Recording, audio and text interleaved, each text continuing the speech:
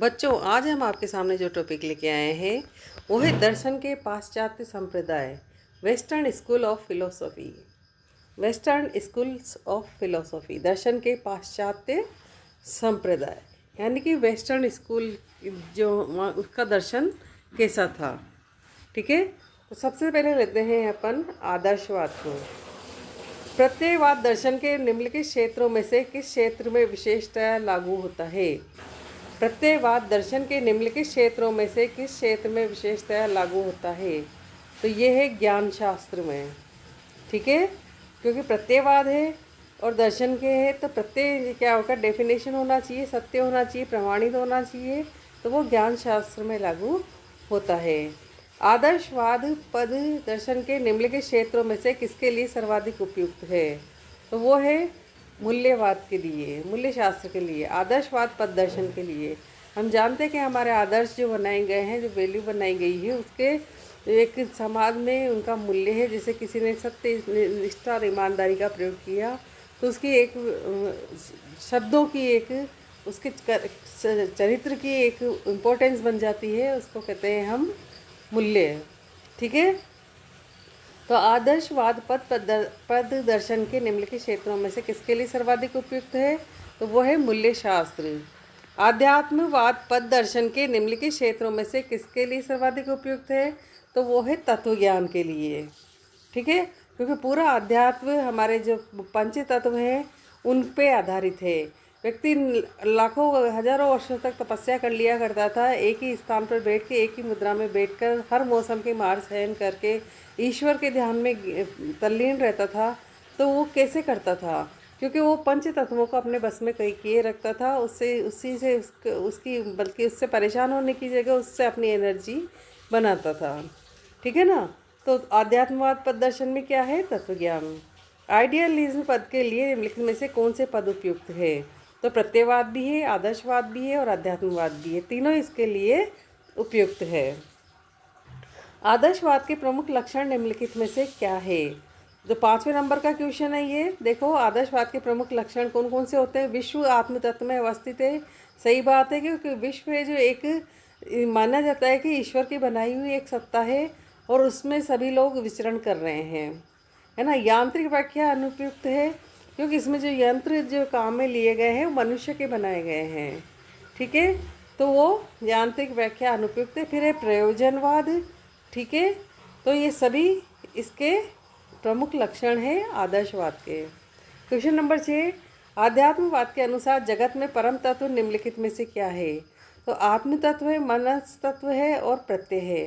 तो आध्यात्मवाद के अनुसार जगत में परम तत्व है उपरोक्त सभी, यानी कि आत्म तत्व, प्रत्यय और मनस तत्व।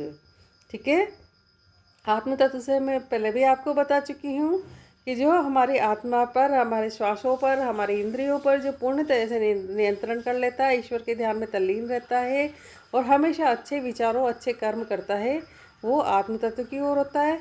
मनस अपने मन को बस में रखने वाला होता है और प्रत्यय यानी कि अपने सिद्धांतों पर चलने वाला होता है। तो आध्यात्मवाद इन चीज़ों पर डिपेंड रहता है। क्वेश्चन नंबर 7, जगत की निम्नलिखित व्याख्याओं में से आदर्शवादियों के अनुसार कौन सी व्याख्या उपयुक्त है? तो वो है प्रयोजनवादियों की व्याख्या। क्वेश्चन नंबर 8, आदर्शवादियों के अनुसार मानव और प्रकृति में निम्नलिखित में से कौन सा संबंध है? तो मानव और प्रकृति के बीच तालमेल का, सामंजस्य का संबंध है, क्योंकि यदि मानव प्रकृति का ज़रूरत से ज़्यादा उपयोग करेगा, दूसरा दोहन करेगा, उसे छेड़ेगा, तो वो प्रकृति उसको नुकसान पहुँचाएगी। इसलिए मानव का क्या कर्तव्य है कि प्रकृति के साथ छेड़छाड़ ना करे, बल्कि उसके साथ सामंजस्य बना के चले, तालमेल बना के चले, जिससे जैसे कि यदि अधिक सब भूमि का उपयोग करता है तो उस भूमि में कुछ हिस्से पर पेड़ पौधे लगाए, जिससे श्वास के लिए ऑक्सीजन सभी प्राणियों को मिल सके, पशु पक्षी जानवर भी यहाँ पर सांस ले सके, है ना। हमेशा हर जगह फैक्ट्री बनाकर और दूसरे मकान बनाकर उस जगह को रोके नहीं, बल्कि पेड़ पौधे लगाना भी अपना कर्तव्य समझे और उसकी पेड़ पौधों को ग्रोथ पे, उसके फलों पे, फूलों पे पूरा ध्यान भी दे। ठीक है, नवा क्वेश्चन है, आदर्शवादियों के अनुसार निम्नलिखित में से किसका स्थान सृष्टि में केंद्रीय है? तो सृष्टि में केंद्रीय कौन सा स्थान है? वो है मानव, क्योंकि मानव ही सृष्टि में का ऐसा बुद्धिजीवी प्राणी है जो सारी सृष्टि को नियंत्रित कर सकता है। जैसे कंप्यूटर बना के हर किसी के हाथ में उन्होंने एक चिप दे दी, जिससे वो सारी चीज़ देख सकता है, अपनी जगह पे बैठे बैठे सारा ज्ञान का अर्जन कर सकता है। और जो भी जानकारी उसे नहीं हो वो जानकारी भी कंप्यूटर के माध्यम से, नेट के माध्यम से वो प्राप्त कर सकता है। और कोई भी नई चीज़ बना सकता है और कोई भी चीज़ को ख़त्म कर सकता है।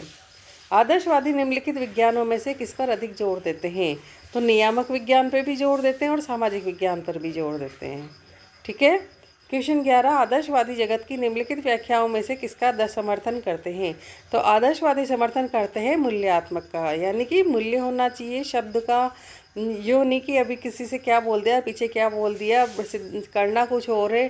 तो इस तरह से झूठ नहीं होना चाहिए। सत्य का, ईमानदारी का, निष्ठा का और स्वाभिमान का और अपने आत्म तत्व का पूरा उसमें समर्पण होना चाहिए।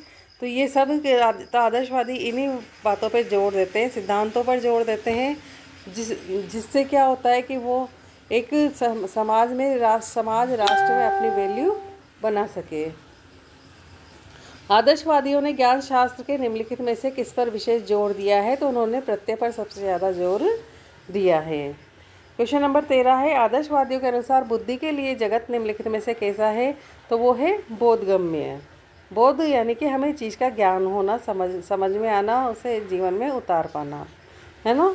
तो ये नहीं कि हमारी बुद्धि का हम उपयोग कर रहे हैं गलत कार्यों के लिए, किसी को नुकसान पहुंचाने के लिए, प्रकृति को नुकसान पहुंचाने के लिए करने की जगह हम ये काम कर रहे हैं कि प्रकृति को बहुत आगे तक स्वस्थ बनाए रखें, मनुष्य के लिए उपयोगी बनाए रखें और हर व्यक्ति मिलजुल कर प्यार से एक दूसरे के सहयोग से रहे। तो अपनी बुद्धि का उपयोग इसके लिए करते हैं। तो बोधगम्य होना चाहिए, यानी कि हमारी समझ उसके लिए उपयुक्त होना चाहिए। क्वेश्चन 14 है, आध्यात्मवादी जगत के निम्नलिखित पहलुओं में से किस पर विशेष जोर देते हैं? तो मानसिक, प्रत्यात्मक और आध्यात्मिक तीनों पर ही जोर देते हैं। क्वेश्चन नंबर 15 है, अध्यात्मवाद भौतिकवाद से निम्नलिखित किन क्षेत्रों में भिन्न है? तो वो ज्ञान शास्त्र, तत्वज्ञान, मूल्य शास्त्र उपरोक्त सभी से भिन्न है, क्योंकि भौतिकवादी कुछ प्रैक्टिकल हो जाते हैं और अध्यात्मवादी ईश्वर सत्ता पर ज़्यादा विश्वास करते हैं। आध्यात्मवाद के इतिहास में कौन से प्रकार पाए जाते हैं? तो आत्मगत प्रत्ययवाद भी है, प्रपंचात्मक प्रत्ययवाद भी है और वस्तुगत प्रत्ययवाद भी है। तो ये तीनों ही इसमें पाए जाते हैं। आत्मगत प्रत्ययवाद निम्नलिखित में से किसके द्वारा प्रतिपादित हुआ? तो ये प्रतिपादित होता बिशप बर्कले के द्वारा। क्वेश्चन नंबर 18, प्रपंचात्मक प्रत्ययवाद निम्नलिखित में से किसने प्रतिपादित किया? तो ये किया था इमानुअल कांट ने। वस्तुगत प्रत्ययवाद निम्नलिखित में से किस दार्शनिक ने प्रतिपादित किया? तो ये किया था हेगले ने। क्वेश्चन नंबर 20, आत्मगत प्रत्ययवाद के अनुसार परम तत्व निम्नलिखित में से क्या है? तो मनस है। मनस यानी कि मानव के मन की स्थिति। ठीक है। तो आत्मा का जब भी विकास होगा जब उसका मन, उसकी इंद्रियां उसके बस में पूर्णतया हो जाएगी। क्वेश्चन नंबर 21, प्रपंचवादी प्रत्ययवाद के अनुसार परम तत्व निम्नलिखित में से क्या है? तो वो प्रपंचवादी के अनुसार परम तत्व है प्रपंच। क्वेश्चन नंबर 22, निरपेक्ष प्रत्ययवादियों के अनुसार परम तत्व निम्नलिखित में से क्या है? तो वो है निरपेक्ष। बिशप बर्कले ने निम्नलिखित में से किस प्रत्ययवाद का समर्थन किया? तो आत्मगत प्रत्ययवाद का। इमानुअल कांट ने निम्नलिखित में से किस प्रकार के प्रत्ययवाद का समर्थन किया? तो इमानुअल कांट ने किया था प्रपंचात्मक प्रत्ययवाद का। हेगले ने प्रत्ययवाद के निम्नलिखित प्रकारों में से किसका समर्थन किया? तो वो किया था वस्तुगत प्रत्ययवाद का। F.H. ब्रैडले ने प्रत्ययवाद के निम्नलिखित रूपों में से किसका समर्थन किया? तो यानी कि इसमें से कोई नहीं, तीनों ऑप्शन गलत है।